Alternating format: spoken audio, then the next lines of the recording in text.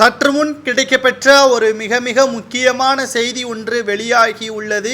கிட்டத்தட்ட 2021 நடைபெற்ற சட்டமன்ற தேர்தலில் திராவிட முன்னேற்ற கழகம் 3.5% வித்தியாசத்தில் ஆட்சியை கைப்பற்றியது.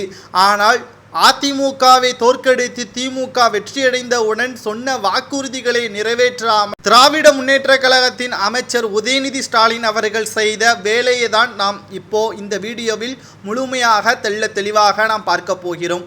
அரசியலுக்கு முன்பாக சினிமாவில் பயணித்து கொண்ட உதயநிதி ஸ்டாலின் அவர்கள் ஒரு கல் ஒரு கண்ணாடி என்ற திரைப்படத்தின் மூலமாக தமிழ் சினிமாவில் நடிகராக அறிமுகம் ஆனார்.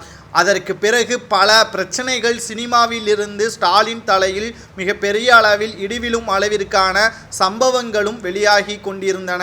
காரணம், நடிகை நயன்தாரா அவர்களுக்கும் உதயநிதி ஸ்டாலின் அவர்களுக்கும் காதல். திருமணத்திற்கு பிறகு இந்த காதலால் அரசியல் வாழ்க்கையே கேள்விக்குறியாகிவிடும் என்று கூறி உதயநிதி ஸ்டாலின் அவர்களிடம் சமாதானப்படுத்தி அரசியல் எதிர்காலத்தை கருத்தில் கொண்டு காதல் எல்லாம் வேண்டாம் என்பதற்கேற்ப பல முறை எடுத்து கூறியதன் காரணமாக பால்டாயில் குடித்து மருத்துவமனையில் அனுமதிக்கப்பட்ட உதயநிதி ஸ்டாலின் அவர்களது கதையையும் நாம் பார்த்திருப்போம்.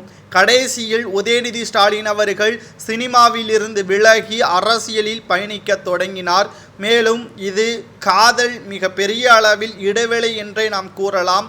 கிட்டத்தட்ட 2021 ஆட்சிக்கு பிறகு சுமார் கீழாம்பாக்கம் அருகில் 200 ஏக்கர் நிலத்தை அப்படியே தாரை வார்த்து கொடுத்திருக்கிறார் உதயநிதி ஸ்டாலின் அவர்கள் தனது முன்னாள் காதலிக்கு. இந்த சம்பவம் தான் தற்பொழுது இணையதளங்களில் வைரலாக பரவி வருகிறது.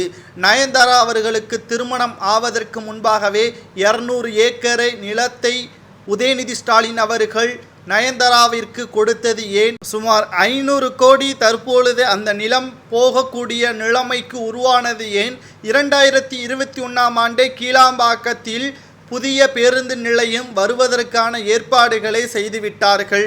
அதன் காரணமாகத்தான் வளர்ச்சி அடையக்கூடிய இடத்தில் தற்பொழுது நிலத்தை தனது முன்னாள் காதலிக்கு வாங்கி கொடுத்தாரா என்ற ஒரு சந்தேகமும் இணையதளங்களில் வைரலாக பரவி வருகிறது. இதற்கான விளக்கத்தை உதயநிதி ஸ்டாலின் அவர்கள் கொடுப்பாரா என்பதை இணையதளத்தில் சவுக்கு சங்கர் அவர்கள் கூறியுள்ளார்.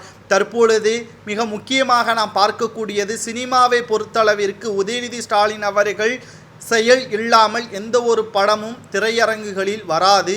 அதுவும் நயன்தாரா அவர்கள் நடித்த படம் என்றால் அனைத்து திரையரங்குகளிலும் படம் நல்லா இருந்தாலும் நல்லா இல்லாவிட்டாலும் அனைத்து திரையரங்குகளிலும் ஓடும்படி செய்வார் உதயநிதி என்ற கருத்தும் தற்பொழுது பகிரப்பட்டு வருகிறது.